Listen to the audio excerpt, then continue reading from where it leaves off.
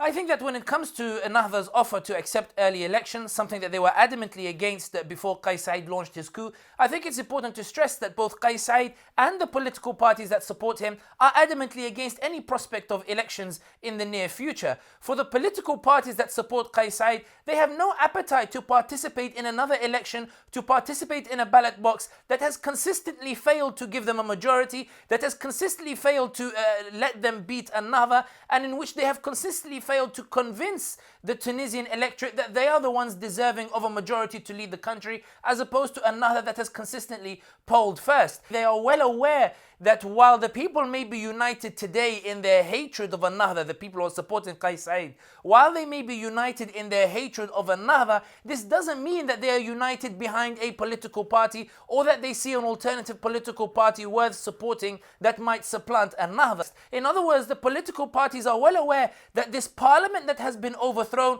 is actually an accurate depiction and reflection of Tunisian society today. The parliament, with all of its differences, in its inability to reach a consensus, in its inability to agree on policy, in its inability to agree on the direction that the country should be headed, that very parliament is an accurate reflection of Tunisian society with its differences, with the absence of any consensus over direction or policy, or indeed over how Tunisia should move out of its current crises. So the political parties are unwilling to go to a ballot box in which they are well aware that it is most likely that the Tunisians will deliver a new parliament very similar to that which has already been overthrown. Meanwhile, Saied has no interest in a parliament. His very process today is about changing the political system from a parliamentary system to a presidential system, and he doesn't need early elections for that. Rather, what Saied wants is a national dialogue